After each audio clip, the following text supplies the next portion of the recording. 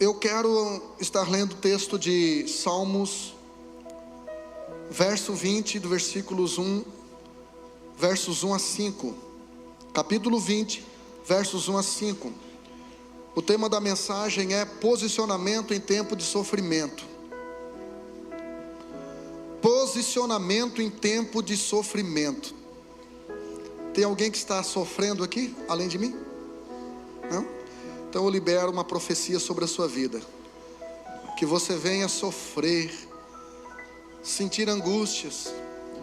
Esses dias me deram, a Morgana deu um comprimido para tosse. Aí a Márcia foi me servir, eu tinha esquecido, eu perguntei: para que é esse remédio mesmo? Ela disse: é para angústia. Eu disse: eu não sabia que tinha remédio para angústia, irmãos. Ela começou a rir, não parou mais, né? Então eu profetizo sobre a sua vida, sofrimentos. Amém? Você não recebe, mas vai cair em você mesmo não recebendo. E você vai entender nessa noite o porquê. Posicionamento em tempo de sofrimento. A Bíblia diz em Provérbios, uma sabedoria milenar, capítulo de número 24, versículo 10, o seguinte: se te mostrares frouxo, parece uma expressão meia chula, né? Seu frouxo, se te mostrares frouxo no dia da angústia, a tua força será pequena. A Bíblia não está dizendo que você não pode estar passando por um momento de frouxidão, por um momento de luta, de dúvida. Não, ela só está dizendo o seguinte: ei, mesmo que você esteja sofrendo, cuide com a tua conduta emocional, cuide com a tua postura, cuide com o teu posicionamento, porque a tua imagem transmite uma mensagem a seu respeito. Então, posicionamento, irmão, fala de postura. Posicionamento fala de você se mostrar firme. Você vai estar na angústia, você vai estar no sofrimento, mas se você tiver uma postura, a tua força não será pequena. Então, por isso, posicionamento em tempo de sofrimento. Santo Agostinho tem uma frase muito interessante que diz assim: Deus só teve um filho que não teve nenhum pecado, mas Deus não tem nenhum filho que não tenha sofrimento. Nenhum. Todos os filhos de Deus passam pela escola do sofrimento. Então eu vou te ensinar aqui algumas técnicas nesse texto aqui, nesse salmo. O salmo vai até o versículo 9, mas eu vou ler até o 5.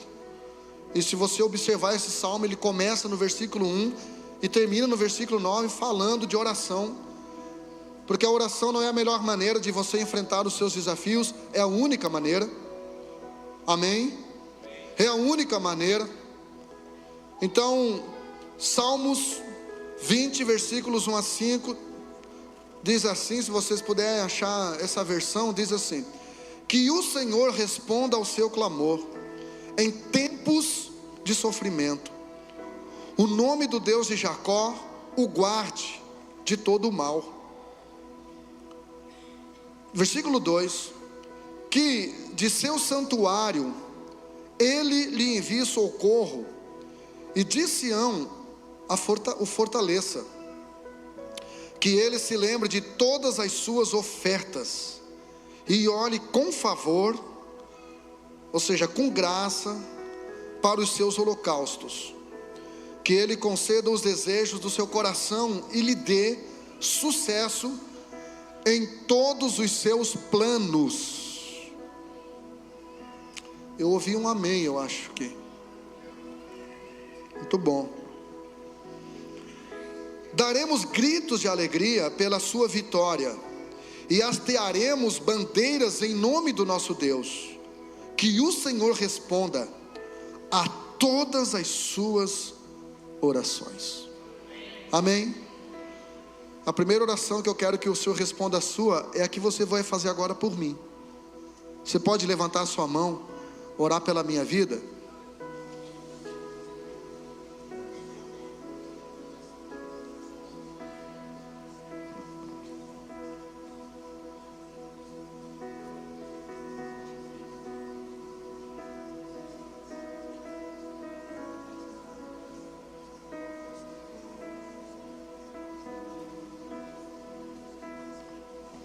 Senhor, muito obrigado por cada oração, Pai.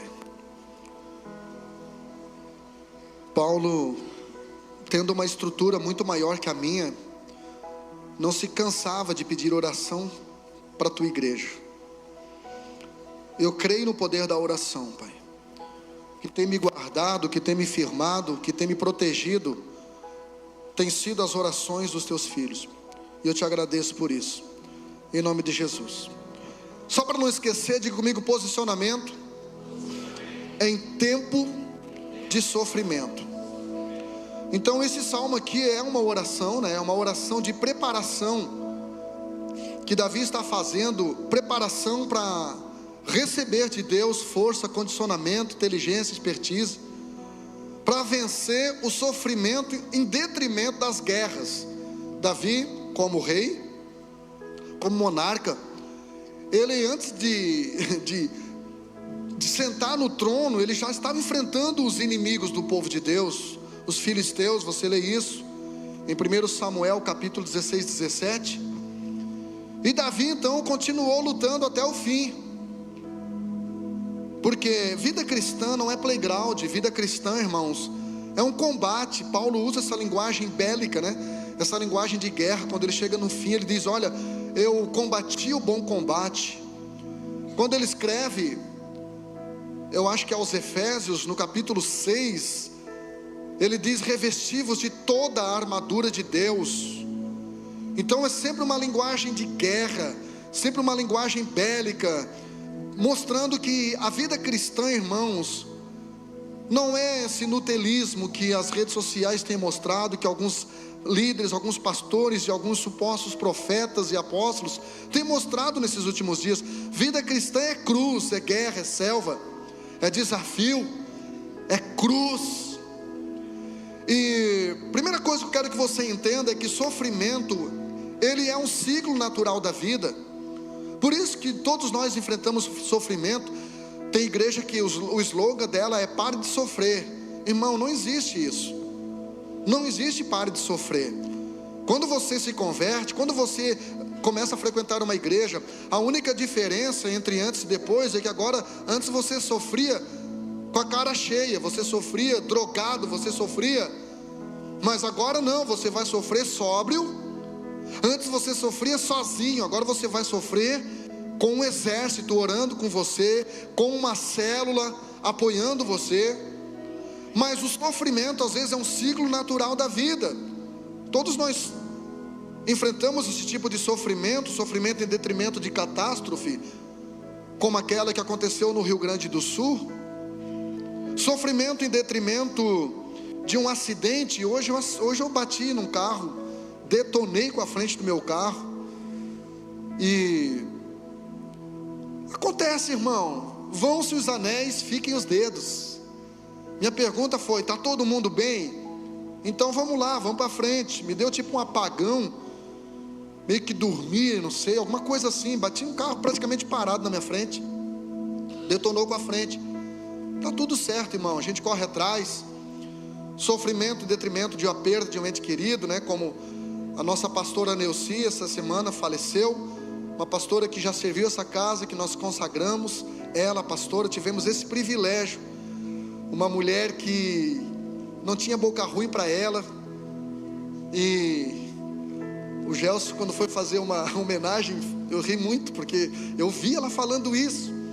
O Gerson disse: olha, se a mãe tivesse aqui, podendo falar, no velório dela, ela diria: gente, nem precisava você estar aqui, podia ficar trabalhando. Então a pastora Neuci, ela tinha isso assim, irmão, de facilitar para todo mundo. Foi uma grande perda.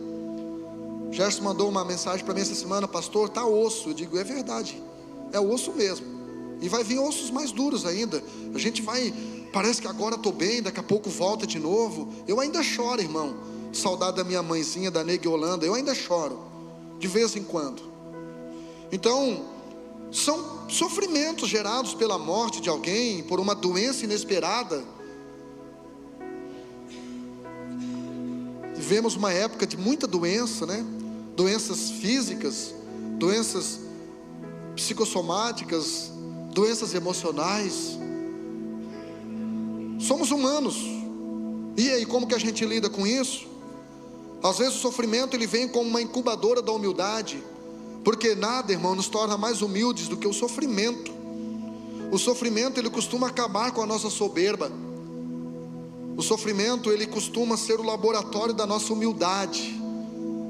Quer ver uma pessoa ficar humilde? Ela começar a enfrentar perdas, enfrentar uma doença. Ela começa a ficar mais humilde, porque ela começa a entender algumas coisas que até então não estava entendendo. Sofrimento também revela nossos limites, e é isso que nos faz nos apavorar no sofrimento, é porque sai do nosso controle. A gente não consegue controlar, a gente não agenda o sofrimento. Eu quero sofrer mês que vem eu vou estar preparado, né? Eu estou fazendo um curso assim, então mês que vem pode vir sofrimento. Irmão, ninguém agenda o seu sofrimento.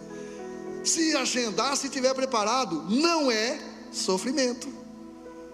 Então, o sofrimento, ele destrói o nosso controle absoluto e nos faz pedir e aceitar a ajuda de Deus e de pessoas.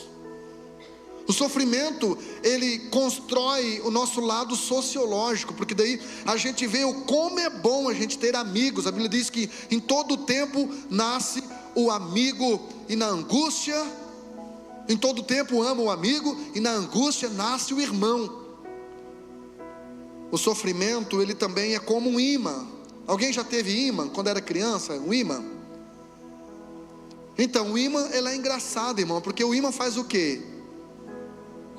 Ele faz o quê? Depende. Dependendo o lado que você coloca, ele repele. Assim é o sofrimento. Quando você estiver passando por sofrimento, Xande, algumas pessoas, os verdadeiros amigos, vão se aproximar, e os falsos vão se afastar. Aqueles que sofrem da síndrome dos amigos de Jó, que estão conosco, são como andorinhas, estão conosco no verão da prosperidade e nos abandonam no inverno da adversidade. A Bíblia, ela deixa muito claro pessoas que se afastaram de outras, quando aquela pessoa enfrentou seus sofrimentos. Quando você lê o capítulo 10, capítulo 4 de Jó, versículo de número 8, capítulo 4, versículo 8, a Bíblia diz que o melhor amigo do Jó disse assim para ele: Jó, segundo a minha visão, a minha ótica, você está só colhendo aquilo que você plantou. Irmão, quem tem um amigo desse não precisa de Satanás na vida. Dizendo que o cara perdeu 10 filhos, 11.500 animais, e ele estava colhendo o que ele plantou, irmãos. Tem crente que tem esse espírito de justiceiro. O fulano, eu sabia mesmo. Sabia, por que não fez um jejum por ele? Por que não orou por ele? Por que não chamou ele para uma conversa? Por que não intercedeu? Então o sofrimento, ele aquilata, e ele revela o coração e as reais intenções das pessoas ao nosso lado. Quando um barco está afundando, primeiro a pular fora do barco são os ratos, não sabendo que eles vão acabar morrendo afogados também. O sofrimento também organiza os valores reais da vida. O sofrimento, ele coloca na balança dos valores reais da vida. O sofrimento costuma reposicionar os valores, sendo a balança entre o necessário e o prioritário. O sofrimento é a balança entre aquilo que é necessário e aquilo que é prioritário. Pastor, o seu carro era necessário? É. E a sua esposa? Prioritária. E a sua vida? Prioritária. Então, às vezes, o nosso sofrimento, ele se potencializa, ele se maximiza, porque no meio do sofrimento a gente fica dando valores para coisas efêmeras, coisas pitorescas, coisas passageiras. O sofrimento tem o poder de aquilatar os reais valores da vida. Por isso a Bíblia diz em Eclesiastes, no capítulo 7, versículo 2: melhor é ir numa casa onde há um luto, onde há uma cerimônia fúnebre, do que ir numa casa onde há uma festa. O sábio Salomão aqui não está fazendo apologia à morte, Mas ele está dizendo que numa casa onde há uma festa, você se distrai facinho. Você coloca uma maquiagem para esconder algumas ruguinhas, alguns pés de galinha. Você pede até uma roupinha emprestada e você vai lindão. Numa festa, muitas vezes você está ali estereotizando uma falsa alegria.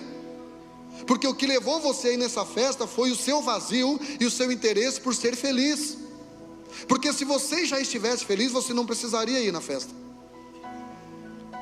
Mas Eclesiastes no capítulo 7, versículo 2 diz: melhor é ir numa casa onde há um velório. Por quê? Porque ali você coloca na balança o real valor da vida.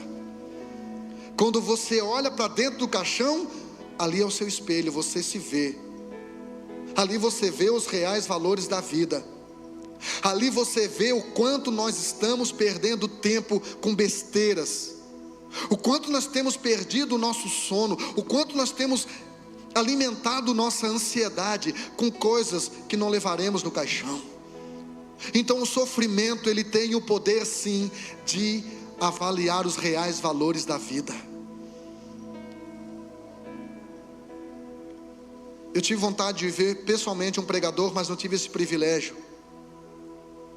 Esse pregador, ele morreu quando voltava para as Bahamas. Morreu no aeroporto, num acidente que deu no aeroporto, o Miles Monroe. E ele falou que morreu ele, a esposa, se não me falha a memória, uma filhinha. Um dos maiores pregadores que os Estados Unidos que já teve, os Estados Unidos que já teve. Cara que pregava o reino de Deus assim como ninguém. Silas Malafaia trazia esse cara direto nas conferências.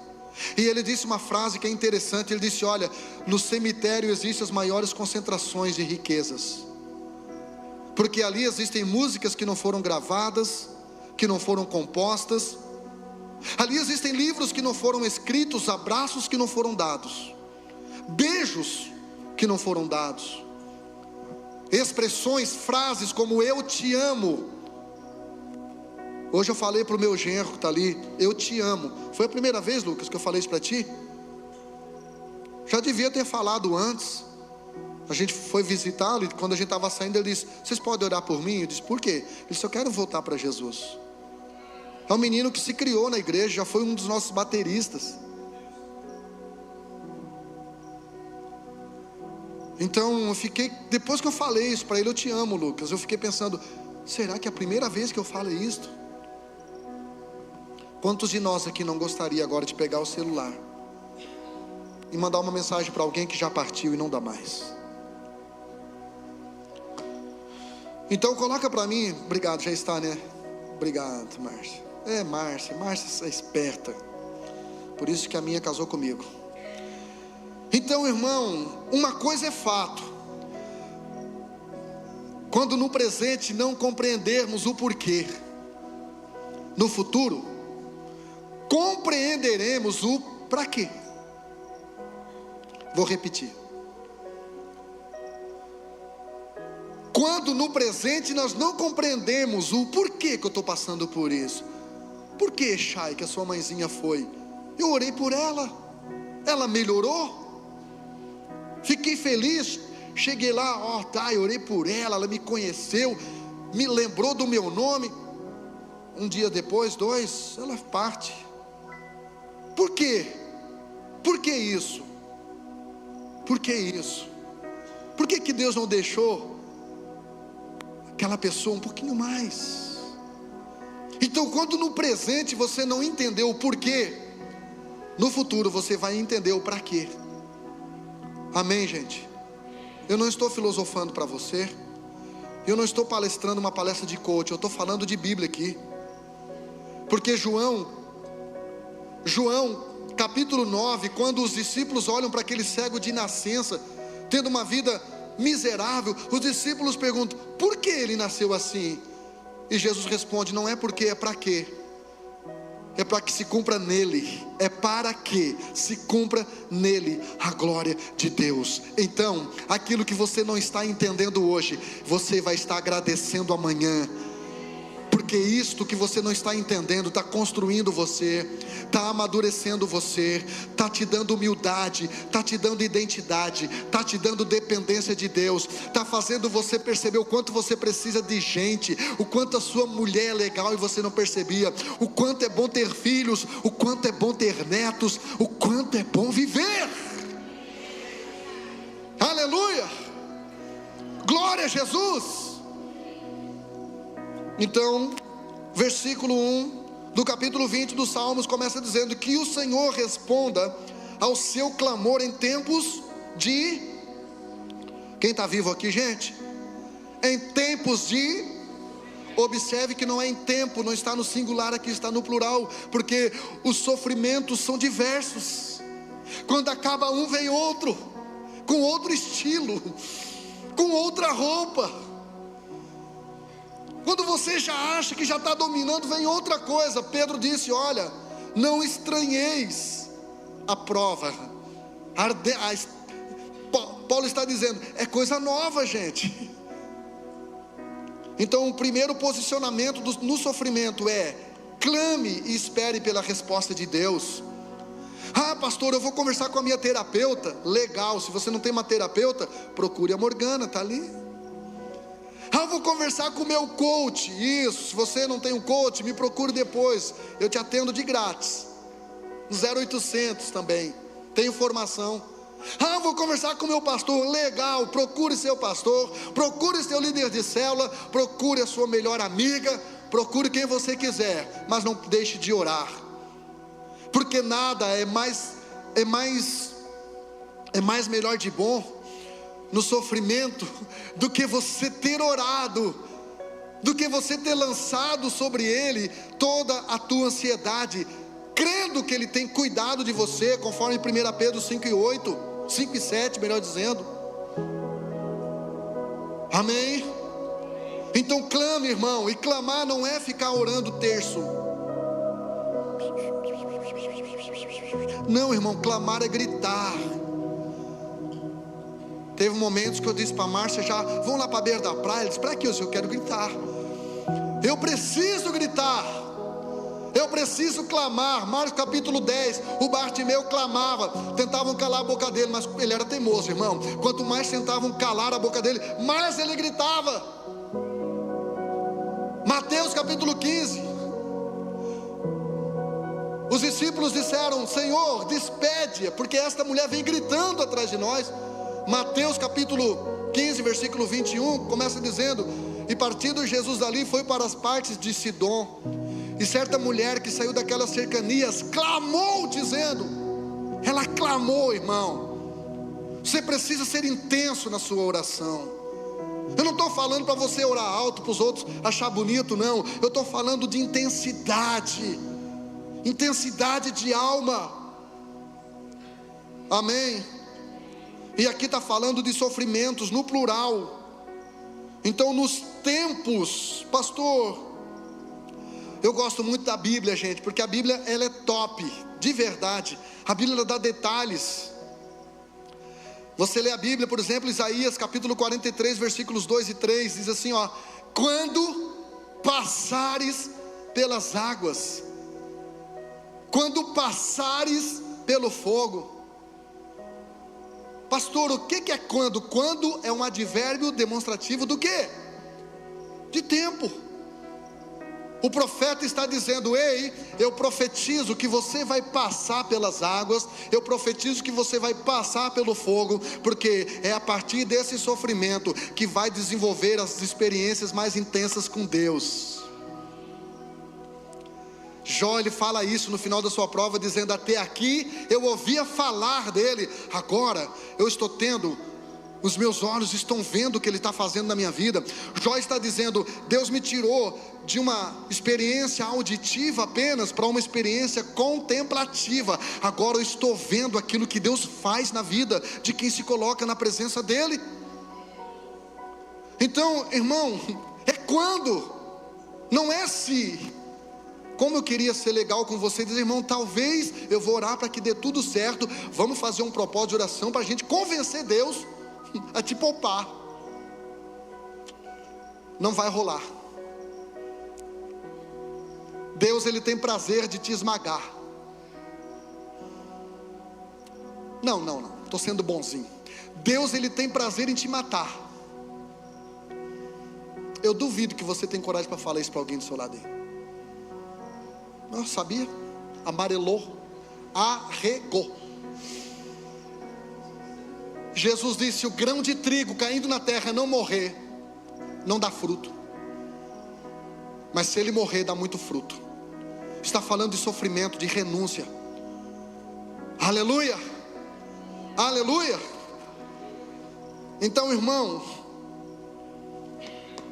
quando você estiver passando por um sofrimento, leia a Bíblia, leia bons livros, leia, assista a pregação. O Lucas dizendo que ele assistiu a pregação do Júnior Trovão, dos Gideões. Também assisti a pregação. Ele pregou Mateus 25 sobre as 10 virgens. Irmão, só pelo nome você já sabe como é que é a voz do cara, né? Ele prega assim, ó. Negócio poderoso mesmo. E o Lucas disse: Deus me pegou lá. Acredito mesmo. Ontem o pastor Juliano foi no Luiz Hermínio. Deus pegou tu também. E os irmãos aqui da igreja foram no Fire, assistiram o Todd White, assistiram o Daniel Colenda, e muitos pregadores e cantores bons. E eu tenho certeza que Deus fala conosco. Mas no meio do sofrimento não tem mais nada, não tem nada mais poderoso do que a sua oração, do que o Mateus 6,6. Tu porém quando orares, entra no teu quarto, fecha a tua porta atrás de ti, e ora ao teu pai que está em secreto, e o teu pai que te vê em secreto vai te recompensar publicamente. Amém, amém. Você tem agido por direção ou por cognição? No meio do sofrimento, você tem feito aquilo que te dá na cabeça, ou você tem sido direcionado por Deus? O versículo ainda de número 1 diz: o nome do Deus de Jacó o guarde de todo mal. Então, irmão, o segundo posicionamento no sofrimento é: acredite na proteção de Deus. Deus está protegendo você. Eu agradeci a Deus, porque, irmãos, eu rodei 8.000 quilômetros com meu carro. Poderiam ter acontecido acidentes desastrosos, mas Deus me guardou. E aqui está dizendo assim, olha, o Davi está dizendo: o nome do Deus de Jacó o guarde de todo o mal. Então você precisa acreditar na proteção de Deus. Deus tem protegido você. Eu estava conversando com uma pessoa que a mãe dela tentou abortá-la algumas vezes, inclusive com agulhas de crochê. E ela disse: pastor, a pessoa disse: eu sinto um trauma muito grande em saber disto. E eu disse: mas você tem que sentir muita alegria. Ela disse: mas por que alegria? Porque você era do tamanho de um girino, indefesa. E um adulto, com toda a sua maldade, não conseguiu te levar à morte, porque Deus te protegeu, Deus guardou a tua vida, Deus tem propósito contigo. É motivo de você pegar esse trauma, jogar na lata do lixo e escrever um livro contando a história daquilo que Deus fez na sua vida. Aleluia. Se é para aplaudir, aplauda como crente aí, irmão, com alegria, celebrando. Então, o que a sua mente chama de punição, Deus chama de proteção. Deus tem protegido você. Eu acho que Deus está me punindo. Não, Deus está te protegendo. Pastor, Deus não está me protegendo do quê? Não é do quê, é de quem? De você. Deus está nos protegendo. Deus está nos protegendo primeiramente de nós, irmão. Você consegue entender o que eu estou te falando? Porque nós somos os lobos da nossa própria vida. Nós somos os autossabotadores da nossa própria vida, da nossa própria história. Êxodo capítulo 13, versículo 17. Olha como tem coisa que parece que é a punição. Quem aqui além de mim tem uma sensação de que Deus dificulta para você? Mais para você do que para os outros. Quem aqui além de mim? Ah, que bom, não estou pecando sozinho. Tem um monte de pecadorzinho também comigo. Parece que para os outros é tão fácil, irmão. Os caras dirigem bêbado e não bate o carro. E eu saio de um culto, irmão, de repente, bum! Parece que Deus dá uma dificultada. Irmão, Deus não está dificultando, Deus está protegendo. E olha que texto legal, Êxodo capítulo 13, versículo 17, diz assim: quando por fim o faraó deixou o povo sair, está falando da libertação do êxodo, do Egito.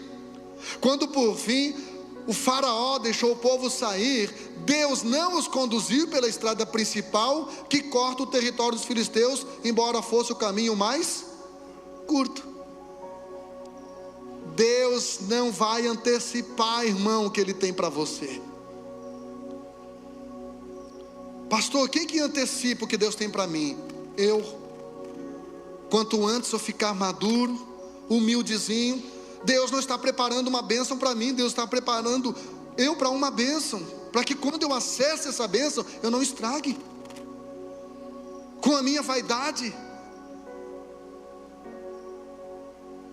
Mas por que Deus não levou pelo caminho mais curto? Tem profecias na minha vida, irmão, que já faz 20 anos que não se cumpriram. Agora algumas começaram a se cumprir assim bem lentamente, paulatinamente. Eu olho para o céu e digo: oh, mas o Senhor tem paciência. Deus: não é eu que tenho paciência, é tu que é TDAHzinho ao extremo, na veia, mano. Deus fala assim para mim, tu acredita? Não, né? E Deus disse: se eles tiverem de enfrentar uma batalha, pode ser que mudem de ideia e voltem para o Egito. Então Deus disse: olha, se eu levar o povo por aqui, eles vão chegar mais rápido, mas pode ser que eles se deparem com a guerra e eles não estão preparados para ver o que eles vão ver, e aí de repente eles queiram voltar para onde não deveriam voltar. Então tem coisas e momentos, gente, que parece que Deus ele dá uma dificultada. Não, Ele não está dificultando, irmão, Ele está protegendo você, porque você não está preparado para os embates que aquilo que você vai receber vão gerar na sua vida.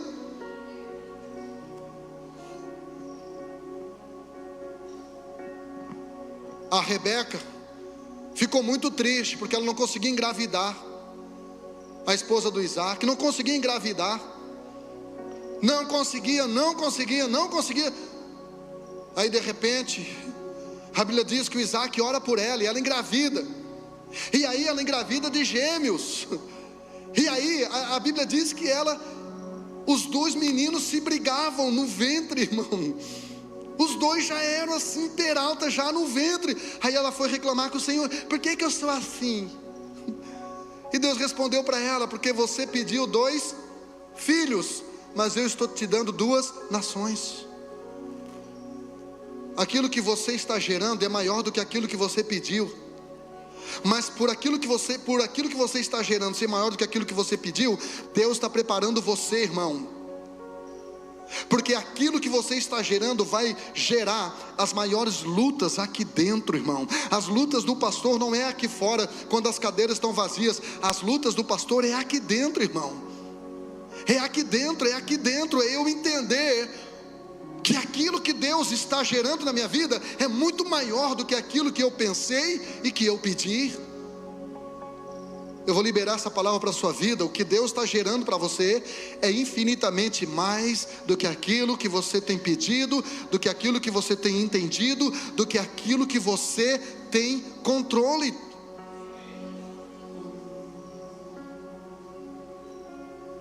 A Bíblia diz que Jesus manda o Pedro ir ao alto mar, e de repente, se o Pedro não pede ajuda para outros pescadores, o barco dele afunda. Às vezes aquilo que Deus gera na nossa vida é tão grande, irmão, é tão grande que se a gente não pedir e não compartilhar e não transbordar e não liberar sobre a vida dos outros, a própria bênção acaba nos afundando e afundando o nosso barco. Vamos voltar para a Bíblia aqui. Terceiro posicionamento no sofrimento: dê crédito devido à casa de Deus. Versículo 2: que de seu santuário Ele lhe envie socorro, e de Sião o fortaleça. Então, gente, no tempo do sofrimento, espere no santuário, ou do santuário, uma bênção e uma resposta de Deus. Pastor, o que é o santuário aqui? Coloca para mim Salmo de número 73, versículo 17, o Asaf, ele nos explica assim, muito bem o que é o santuário. O Asaf, ele estava enfrentando crises emocionais, porque ele estava achando que o ímpio estava tendo uma vida mais regalada que o justo, que não valia a pena ser crente, porque o ímpio estava sendo mais abençoado. Ele diz: olha, bom é Deus para com Israel, agora quanto a mim, ele diz, os meus pés quase se resvalaram, os meus passos quase se desviaram. Ele diz, porque eu tinha inveja do ímpio ao ver a prosperidade do justo. Irmão, o que tem de crente que tem inveja das riquezas, do carro, das casas, das propriedades dos ímpios? Não tem, irmão, não tenha inveja, tenha só ciúme, porque ciúme você tem daquilo que você gostaria de ter. Aquele que tem ciúme tem vontade de ter o que o outro tem. Agora o invejoso tem vontade que o outro não tenha, se ele não tiver. Se você entendeu, depois me explica. Olha o que diz Salmo 73 e 17. Então entrei no santuário. Ou seja, a crisezinha do Asaf só durou enquanto ele entrou no santuário de Deus. Tem coisas que você só entende aqui dentro, irmão. Tem coisa que o melhor pregador da internet não te ensina. Informação a internet te dá, irmão. Revelação é do altar de Deus, para pastores e profetas dedicados na presença. E de repente ele entrou no santuário, disse: então entrei em teu santuário, ó Deus, e por fim entendi o destino dos ímpios. Tem coisas que você só vai entender aqui no santuário. Por isso que o Davi falou no Salmo 27, versículo 4: uma coisa eu pedi ao Senhor e a buscarei, que eu possa morar. Não é ser um crente domingueiro não, irmão. É de vez em quando vir na casa de oração, é vir no culto de homens, é vir no culto de mulheres, é vir no culto de casais. Ele diz que eu possa morar todos os dias na tua casa, Senhor. Para quê, Davi? Primeiro, para eu contemplar a tua beleza, e segundo, para eu aprender no teu santo templo. Tem revelação que você só vai ter aqui dentro, irmão. Então, tem gente que diz: procure, eu gosto do programa de rádio, né? Procure uma igreja mais próxima da sua casa. Eu te digo o contrário: procure uma igreja mais próxima da sua Bíblia. Uma igreja onde a palavra de Deus é ministrada. Uma igreja onde a palavra de Deus é priorizada.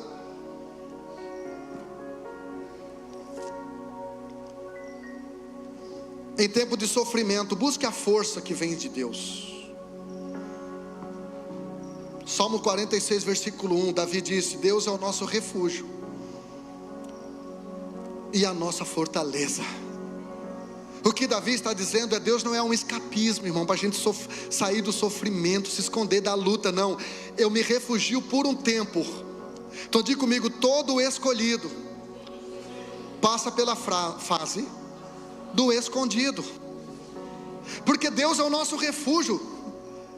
Então, o que Deus está te preparando para você manifestar diante da multidão, Ele vai te forjar lá no esconderijo. Aquele que habita no esconderijo do Altíssimo, Salmo 91:1, a sombra do Onipotente vai descansar. Todo crente de esconderijo, irmão, é descansado.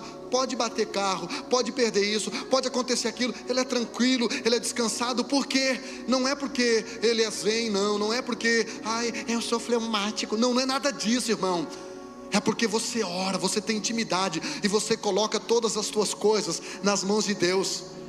A biografia de John Wesley diz que quando a casa dele pegou fogo, vieram chamá-lo correndo: Wesley, vai lá que a tua casa está pegando fogo. Ele olhou para cima e disse: vai lá que a tua casa está pegando fogo.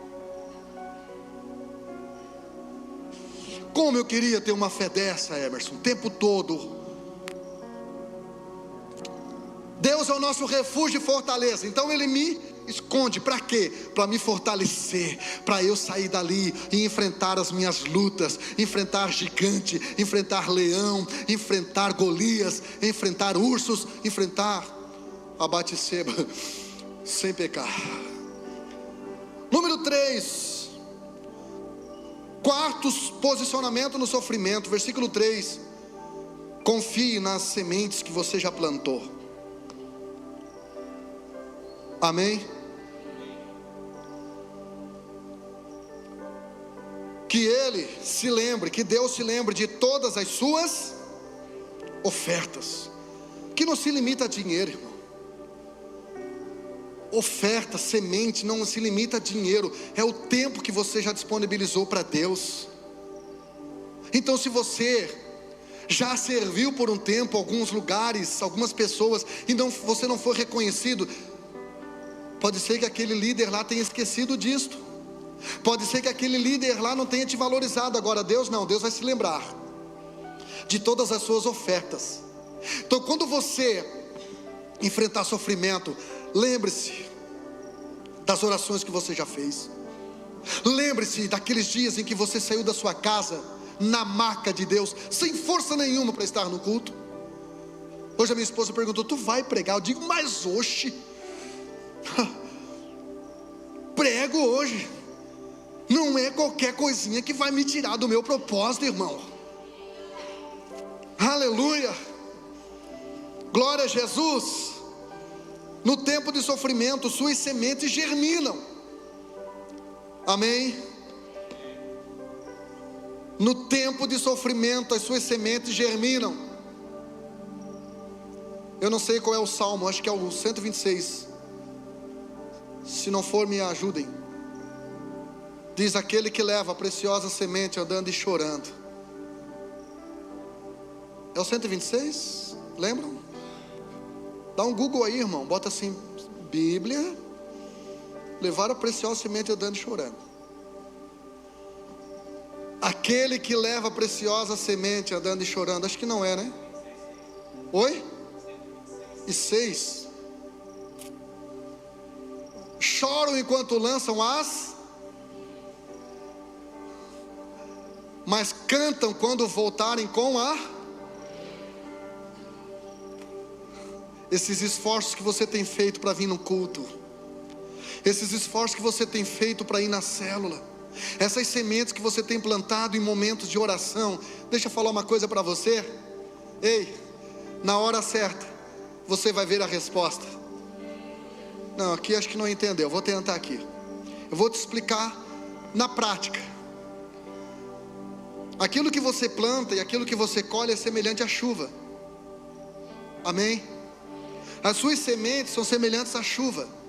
Quando você planta uma semente, você mantém contato visual com a semente? Fala para mim. Não mantém. Quando você ora, você vê a sua oração subindo? Fala para mim. Não? Aí tem uns irmãos que tem umas réguas da oração. A minha oração hoje ela não subiu do teto. Eu medi e a minha oração deu 3,45 metros. As sementes que você planta, a oração que você faz é semelhante à chuva. Eu já falei isso aqui. Você não vê a chuva subindo, vê? Porque ela sobe como vapor. Ninguém vê, irmão, ela está subindo. Você não consegue ver. Mas quando ela começa a descer, por mais fininha que seja, você olha ali assim para o poste e diz: está chovendo. Não vou sair sem guarda-chuva não, gente. Não, mas não está chovendo. Olha lá no poste. Olha na luz. Você não está entendendo ainda, irmão? Tem coisas que estão subindo, você não está vendo, mas quando começar a descer, não só você vai ver, mas todos aqueles que não acreditavam em você, nas suas sementes, que não honraram você, as suas sementes, vão ter que ver, irmão, porque não vai vir com uma chuvinha, irmão, fininha de outono, vai vir com uma enxurrada de verão, querido. Ei, prepare a sua lavoura, porque a chuva de Deus está sendo derramada sobre a sua vida. Por isso a Bíblia diz: trazei todos os dízimos à casa do tesouro e fazei prova de mim. Malaquias capítulo 3 versículo 8 a 10. Fazei prova de mim e eu vos abrirei a janela dos céus. Tem gente que pensa que Deus vai abrir a janela e jogar um carro. Deus vai abrir a janela e jogar uma casa do Açores.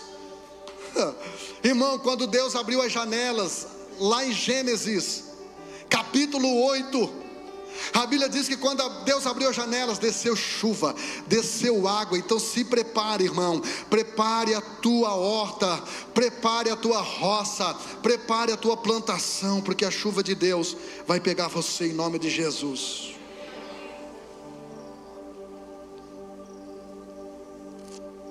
Quinto posicionamento, no sofrimento, defina bem o que o teu coração deseja.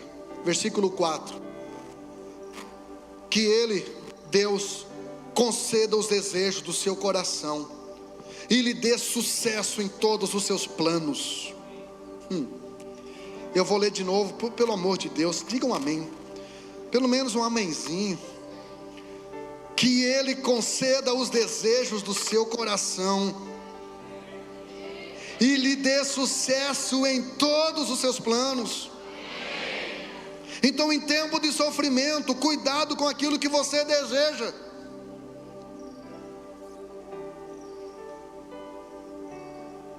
Jó capítulo 6, versículo 8, Jó disse: quem dera que se cumprisse o meu desejo. Sabe qual era o desejo do Jó? Você só vê no versículo 9, a morte. Jó queria morrer. Jó perdeu a razão de viver. O cara perdeu 10 filhos. Uma cerimônia, uma pessoa que a gente ama já traz sofrimento, imagina com 10. Jó disse: quem dera que se cumprisse o meu desejo. Graças a Deus que Deus não respondeu o desejo do coração do Jó. Eu digo graças a Deus com base no versículo 16 do capítulo 42. Depois disso, Jó ainda viveu 140 anos, o bastante para ver netos e bisnetos, e morreu bem velho. Diga comigo isso: depois disso, depois do sofrimento, depois da prova, depois da angústia, depois da perda, depois da rejeição, depois da doença, depois disto, você ainda vai viver para ver sonhos se cumprindo na sua vida. Esse depois disso, Deus mudou o cativeiro de Jó. Esse depois disso, Deus deu tudo em dobro para Jó. Então a tua circunstância não define a tua real situação. Você precisa começar a olhar a sua vida e o seu sofrimento com os olhos de Deus. Sua vida não saiu do controle de Deus. Sua vida não saiu do controle de Deus. Jeremias 29:11, Deus diz: eu sei, talvez você não saiba, mas eu sei os pensamentos que eu tenho acerca de vós, pensamento de paz e não de mal, para dar para vocês o fim que vocês desejam. Você precisa nutrir o seu coração com desejos de coisas boas. Como eu falei na oferta, esta semana Deus cumpriu um desejo do coração meu e da minha esposa. Era um desejo, Ele cumpriu.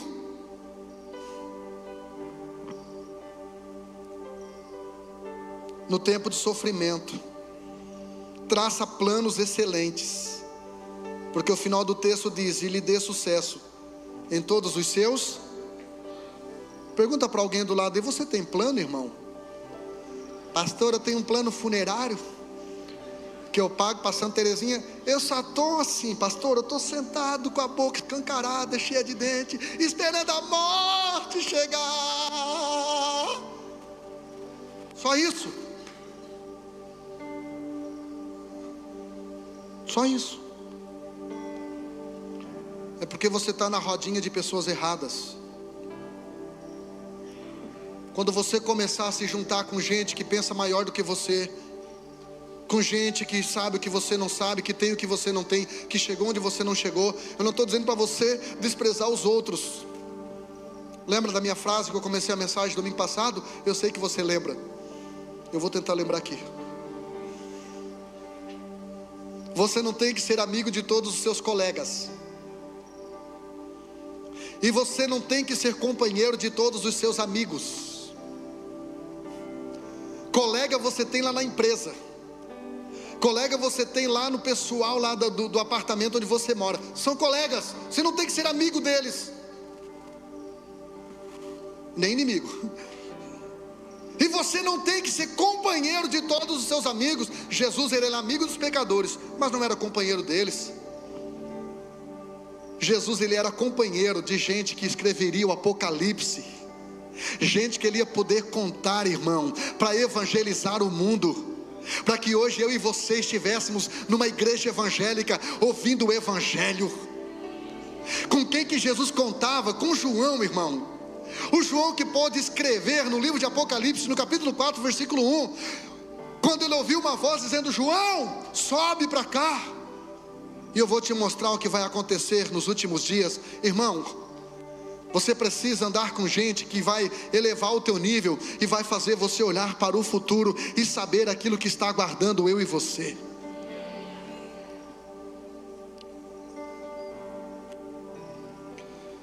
Para encerrar, você que nos visita, quando o pastor fala assim, para encerrar, isso não significa nada, tá, gente? É só uma força de expressão para acalmar o coração do povo. Já estou encerrando. Para encerrar, sexto posicionamento no sofrimento: celebre cada conquista. Versículo 5 diz: daremos gritos de alegria pela sua vitória. Ou seja, é a vitória que vem dele para nós. A nossa vitória está condicionada a ele, amém? Filipenses 4:13, tudo posso. A condição é estar nele, amém? Daremos gritos de alegria pela sua vitória, e hastearemos bandeiras em nome do nosso Deus. Então, em tempo de sofrimento, comemore suas pequenas vitórias. Comemore. Salmo 126, versículos 1 e 2 diz assim: quando o Senhor trouxe do cativeiro aqueles que voltaram a Sião, nós estávamos como quem sonha. Então a nossa boca se encheu de riso, e a nossa língua de cânticos. Eles falaram, quando Deus restaurou o nosso cativeiro, quando Deus pôs um fim. Sabe o que eu gosto no sofrimento? É que ele tem começo, meio e fim.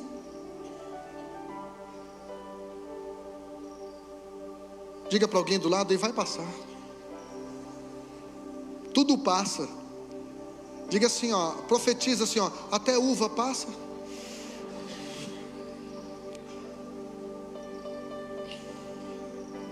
Tem uns irmãos que não gostam de brincadeiras, a gente fala as coisas e fica assim: calma, irmão. Queridos, celebre as tuas conquistas.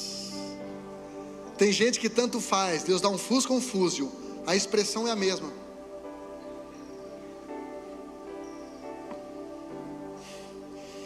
O marido diz: nós vamos para Dubai. Não, a gente vai ali para ilhas. A expressão é a mesma. Celebra, irmão. Tem o coração de criança. Criança celebra, irmão. Calebzinho, com 10 mesinhos, quando ele vê a mamadeirinha, já é filho de gordinho, né? Então já, o Luiz não está aqui, né? Então assim, irmão, celebra. Nós precisamos celebrar. A igreja pós-Covid ficou muito chata. Irmão, eu gostava do tempo do Lázaro. Irmão, quando começava com o Senhor Jesus, você vai ter vitória. Irmão, era uma alegria no culto. Agora a gente fica 40 minutos. Lindo, lindo, lindo é.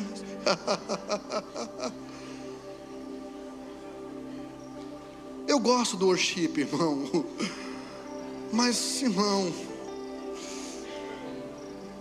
quando o Senhor restaurou aqueles que voltaram do cativeiro para Sião, nós estávamos como quem sonha. Então a nossa boca se encheu de riso, e a nossa língua de alegria, de adoração, de louvor. Celebre cada conquista. Celebre. Amém. No tempo de sofrimento e vitória, você precisa estabelecer territórios. Por isso eles falam no final do versículo: nós hastearemos bandeiras em nome do nosso Deus. Em 20 de julho de 1969, quando Neil Armstrong pousou na Lua, você lembra a primeira coisa que eles fizeram, os americanos? Quem lembra? Quem lembra? Fincaram uma bandeira brasileira, pastor. Americana. Porque eles estavam pensando, quem tem que ser reconhecido por essa conquista não é o Brasil, somos nós. Que bandeira você está hasteando diante das suas vitórias? O povo costumava fazer isso. Êxodo capítulo 17, versículo 15. E Moisés edificou um altar, o qual chamou o Senhor minha bandeira. É daqui que vem a palavra hebraica, o nome hebraico de Deus, Jeová Nissi. O Senhor é a nossa bandeira, o Senhor é a nossa vitória. Olha aqui, você que trabalha numa empresa ruim, desafiadora, um ambiente desagradável, chegue lá amanhã, fique essa bandeira lá no seu trabalho e diz: ei, chegou Jeová Nissi, a minha vitória, a minha bandeira. E não tem amigo, colega de trabalho ruim e nem gerente endemoniado que vai me tirar do propósito de Deus. Ei, você precisa conquistar territórios. Esta cidade aqui é do Senhor Jesus. O Brasil é do Senhor Jesus. Nossa casa é do Senhor Jesus. Esta igreja é do Senhor Jesus. Ele é a nossa bandeira. Fique em pé, por favor.